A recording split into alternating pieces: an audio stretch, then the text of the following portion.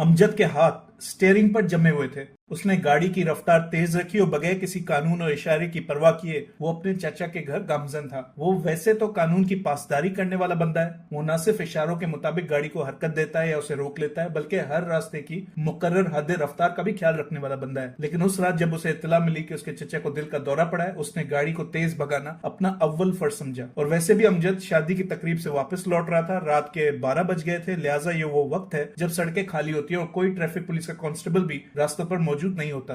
अमजद की बहन सकीना ने उसकी तरफ देखा, बोली, भाईजान आहिस्ता चलाएं। अमजद खामोश रहा। उसकी आंखों के सामने एक मंजर था, वो मंजर जो उसने आज से 20 साल पहले देखा था। एक 15 साल का अमजद अपने वालिद की लाश के सामने खड़ा है। अमूमन ऐसे लम्हों में रोया जाता है, लेकिन अमजद इस दौरान सदमे में खामोश रहा। वो उस वक्त गोया इस दुनिया में था ही नहीं। वफात से चंद लम्हे पहले अमजद के वालिद रहीम साहब ने अमजद को अपने पास बुलाया था और उसके हाथ पकड़कर उससे एक आखिरी मुतालबा किया था, बेटा सकीना का ख्याल रखना। ये कहते हुए रहीम साहब की आंखें नम थीं और वो मजीद कुछ कहना चाहते थे, लेकिन वक्त ने उनका साथ न दिया। दोस्तों, कहानी पर वापस लौटते हैं और फिल वक्त आपसे एक इल्तिजा की जाती है। अगर आपको हमारी ये तहरीर, हमारा ये अफसाना नॉवेल पसंद आ रहा है तो आपसे गुजारिश की जाती है कि हमारे चैनल को सब्सक्राइब कीजिए, साथ बेल आइकन के बटन को दबा दीजिए ताकि आपको हमारी हर आने वाली किस्त की बर वक्त इतला मिल सके। और हाँ, वीडियो मजीद पसंद आए तो इसे लाइक कीजिए, अपने दोस्तों अजीजों में से तकसीम शेयर कीजिए। साथ साथ हमें अपनी कीमती राय से बजरिया कमेंट सेक्शन आगाह कीजिए। हम आपकी राय के तलबगार, मुंतजिर और मुतलाशी हैं। आइए कहानी को वापस जारी रखते हैं। अमजद क्योंकि जवाब नहीं दे रहा था, लिहाजा सकीना ने अमजद के बाजू पर हाथ रखा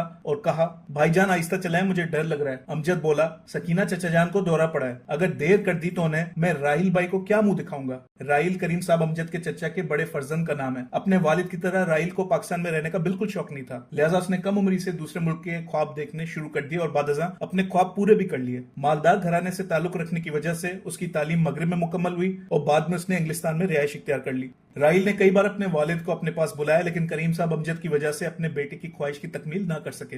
अमजद के वालिद के इस दुनिया से कूच करते ही अमजद की वालदा फातिमा साहिबा भी इस दुनिया से रुखसत हो गईं। दोनों मियां बीवी एक दूसरे के बगैर अधूरे थे। फातिमा साहिबा ने चंद दिन इस दुनिया में अपनी शौहर की वफात के बाद गुजारे और फिर एक दिन अमजद ने उन्हें फजर के वक्त मुसल्ले पर बगैर हरकत के पाया और यूं अमजद 15 साल की उम्र में और सकीना चंद माह की उम्र में यतीम हो गए। वालिदैन के जाने के बाद, हत्ता कि अमजद के वालिद के जाने के बाद से ही अमजद ने सकीना को पालना शुरू कर दिया था। दोनों बहन भाई में उम्र का यह फर्क अल्लाह की तरफ से मसलियत थी। अमजद के पैदा होने के बाद से ही दोनों मियां बीवी दूसरी औलाद चाहते थे, लेकिन कुदरत को यह मंजूर ना था। लेकिन 15 साल बाद एक ख्वाब पूरा हुआ। सकीना ने इस दुनिया में अपनी आंखें खोली। अमजद अपनी बहन की पैदाइश पर इतना खुश था कि पूछो ही नहीं। वो अपनी वालदा के करीब रहता और सकीना के कपड़े बदलने से लेकर उसके नहलाने तक के अमल में अपनी माँ की मदद करता। गोया उसे अगले मुश्किल दिनों के लिए तरबियत मिल रही थी। अमजद की चची और चचाजान उन दिनों अमजद के घर मुंतकिल हो गए थे, लेकिन सिवाय चंद मामला के अमजद ने कभी सकीना की परवरिश के हवाले से अपनी चची को तंग न किया। अमजद के चचा को अच्छी तरह मालूम था कि अपने भतीजे को इस वक्त अकेला छोड़ने का क्या मतलब है। गैरों से क्या शिकवा, अपने ही गिद्ध की तरह ताक में बैठे रहते हैं कि कैसे यतीम के माल पर कब्जा किया जाए। अमजद के वालिद बहुत ज्यादा नहीं तो अच्छी खासी मिल्कियत छोड़ के गए थे, लिहाजा करीम साहब को अपने भतीजे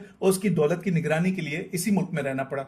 राहिल उस वक्त अपने चचा की वफात की वजह से पाकिस्तान आ गया था। उसने एक बार अमजद को अपने पास बुलाया और कहा, मेरे वालिद तुम्हारे वास्ते यहाँ हैं। यह कहकर उसने अमजद को गले लगाया और बोला, वो चचा जान की औलाद को इस लम्हे अकेला नहीं छोड़ सकते। माफ करना यार, अच्छा नहीं लगता इस वक्त ऐसी बात करना, लेकिन क्या मैं तुमसे एक छोटी सी फरमाइश कर सकता हूँ? अमजद ने राहिल से कहा, भाई आप जो भी कहेंगे मैं पूरा करके दिखाऊंगा। राहिल बोला, उसकी आंखें नम थी। उसने अपने आंसुओं को अपनी हथेली से साफ किया और फिर बोला, चचा जान की वफात बताती है कि वक्त का कोई भरोसा नहीं, लिहाजा तुम मेरे वालिद का ख्याल रखना, वो तुम्हारे लिए अपनी औलाद से अलहदा है। अमजद उस वक्त 15 साल का था, लेकिन उसने एक ऐसी बात कही जिसने राहिल को मुतमईन कर दिया। बोला, चचा के लिए जान भी देनी पड़ी तो दूंगा, उन्हें कुछ नहीं होने दूंगा। राहिल मुस्कुराने लगा। अमजद के कंधे पर हाथ रखकर उसने कहा, मेरा प्यारा भाई। अमजद के जहन में ये सारे ख्यालात गर्दिश कर रहे थे। बिल आखिर वो अपने चचा के घर के करीब पहुंच गया। उसने ढंग से गाड़ी भी पार्क न की और सीधा घंटी पर हाथ रखकर बैठ गया। मुलाजिम ने दरवाजा खोला। अमजद ने मुलाजिम को कहा, कहाँ हो तुम लोग, इतनी देर से घंटी बजा रहा हूँ। ये कहकर वो सकीना समेत घर में दाखिल हुआ। उसकी चची पहली मंजिल पर मौजूद थी। बोली,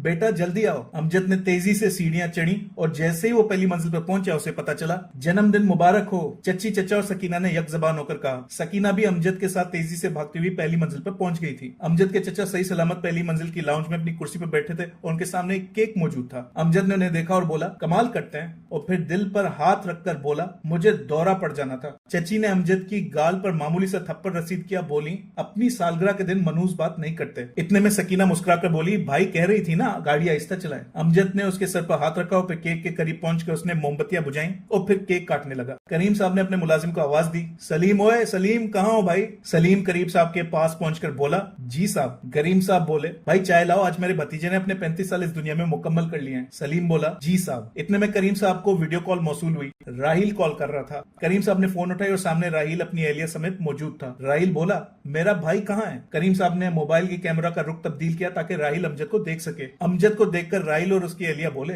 जन्मदिन मुबारक हो। अमजद ने कहा, भाई भाभी शुक्रिया, आप लोग इस कदर दूर रहकर भी हमें याद रखते हैं। राहिल बोला, तुम मेरे भाई हो यार, तुम्हें याद नहीं करूंगा तो किसे याद करूंगा। खैर अबूजान, आपने आज अमजद को मेरा पैगाम जरूर देना है, ठीक है? करीम साहब बोले, बिल्कुल बिल्कुल। राहिल बोला, ठीक है, मैं इजाजत चाहूंगा। Take care brother and happy birthday. इसके बाद कॉल इख्तिताम को पहुंच गई। अमजद के चचा केक खा रहे थे कि अमजद ने पूछा, चचा ये किस पैगाम की बात कर रहे हैं राहिल भाई? अमजद के चचा बोले, बेटा चाय आने दो फिर बताता हूँ। जब सलीम चाय लाया तो अमजद के चचा ने चाय अमजद को देने से पहले पूछा, बेटा चीनी कितनी डालूं? अमजद बोला, चचा मैं फीकी चाय पीता हूँ, आप जानते तो हैं। चचा बोले, अरे हाँ माजरत। करीम साहब ने चाय की प्याली अमजद को पकड़ाई। अमजद ने चाय की एक चुस्की ली, फिर उसने अपना सवाल वापस दोहराया। चचा जान बोले, बेटा मेरी बात गौर से सुनो, मैं अब बूढ़ा हो गया हूँ, ये हड्डियां और जिस्म दोनों जवाब दे गए हैं, आराम चाहते हैं। अब मुझसे तुम्हारी विरासत नहीं संभाली जाती। तुम अलहमदुलिल्लाह बड़े हो गए हो, अब तुम खुद मामला संभाल सकते हो। मैं अब अपने पोते पोतियों के साथ बैरून मुल्क जिंदगी गुजारना चाहता हूँ। अमजद खामोशी से यह सब सुन रहा था। चचा जान बोले, बेटा क्या हुआ, तुम कुछ बोल नहीं रहे? अमजद बोला, चचा जान आप 100% दुरुस्त फरमा रहे हैं, लेकिन 20 साल पहले मैं अपने वालिदैन खो चुका हूँ। अब आप, लेकिन जाहिर है आपकी भी मजबूरियां मैं समझता हूँ। आपने जितना हमारे लिए किया उसके लिए हम आपके मशकूर हैं। इस दौरान सकीना रोने लगी। चची ने हंसकर कहा, अरे तुम तो ऐसे रो रही हो जैसे हम दुनिया छोड़कर जा रहे हैं। सकीना बोली, ये दिन कभी ना कभी तो आना था। आप लोग और राहिल भाई, आप इस मुल्क में रहना ही नहीं चाहते। हम तैयार थे, मैं और भाई, हम दोनों। आपका भी हक है कि आप अपने बच्चों के साथ वक्त गुजारें। मैं और भाई आपके साथ हैं। अमजद के लिए उसका जन्मदिन किसी भी सूरत में खुशी का दिन नहीं था। 20 साल बाद उसके चचा चची भी अब उसे छोड़कर जाने वाले थे। जब अमजद और सकीना वापस जाने लगे तो अमजद के चचा ने उसे अकेले में बुलाया। बोला, बेटा यहाँ आओ। सकीना और चची राहदारी में खड़े थे। अमजद के चचा बोले, बेटा वो तुम्हें याद है अली, वो जो पड़ाकू बच्चा था, रफीक साहब का बेटा? अमजद ने मुस्बत जवाब दिया। बोला, हाँ याद है। करीम साहब बोले, उन्होंने सकीना के हवाले से पैगाम पहुंचाया है, क्या जवाब दूं? बुलाऊं या बात टाल दूं? अमजद बोला, चचा जान वो तो बाहर लंदन मुंतकिल हो गया है ना, गालबन डॉक्टर है ना? करीम साहब ने कहा, बेटा यही मसला है, तुम अपनी बहन को बाहर भेजोगे नहीं, लेकिन सोच लेना ऐसे रिश्ते बार बार नहीं आते। फिर मैं और राहिल हम दोनों बाहर ही तो होंगे, सकीना अकेली थोड़ी रहेगी। अमजद सोचने पर मजबूर हो गया। उसके चेहरे के आसार देखकर चचा जान बोले, अभी तुम सोचो, मुझे फिर बताना, फैसला तुम्हारा है। अमजद मुस्कुराया और बोला, नहीं चचा, शरीयत ने यह फैसला औरत को दिया है। चचा जान बोले, अरे भाई एक तो तुम्हारे खुतबात बिल्कुल बाप पर गए हो, कौन सा मैं हकीकी मायनों में ये कह रहा हूँ। खैर बेटा देर हो गई है, तुम लोग घर को रवाना हो जाओ। इंशाल्लाह कल मैं आता हूँ तुम्हारे पास, मजीद बातें वहां करेंगे, ठीक है बेटा? अल्लाह हाफिज। अमजद और सकीना दोनों गाड़ी में बैठे लेकिन खामोश थे। दोनों पिछले 20 सालों पर निगाह रखकर बैठे थे। वो चचा चची के फैसले से मुतमईन नहीं थे, लेकिन वो बेचारे क्या करते। गाड़ी जैसे जैसे मुख्तलिफ राहों से गुजरी, सकीना माजी में खो गई। अमजद भी यादों के दरीचे में गोताजन हो गया। अमजद ने स्टीयरिंग मोड़ते हुए सकीना से पूछा, क्या सोच रही हो? सकीना बोली, भाई जो आप सोच रहे हैं। ये कहकर सकीना ने मामूली सी मुस्कुराहट के साथ अपने भाई पर अपनी नजर जमाई। अमजद ने उसके सर पर हाथ रखकर कहा, यह कहना तो नहीं चाहिए तुम एक बहादुर लड़की हो, और साथ साथ ये बयान घिसा पिटा भी है, लेकिन कह देता हूँ, मैं हूं ना। बिलाकर अमजद अपने घर के करीब पहुंचा। गाड़ी एक जगह रुकी। सकीना और अमजद गाड़ी से निकले और फिर अमजद ने अपने मुलाजिम को गाड़ी की चाबी दी और दोनों बहन भाई घर पहुंचकर गहरी नींद में खो गए।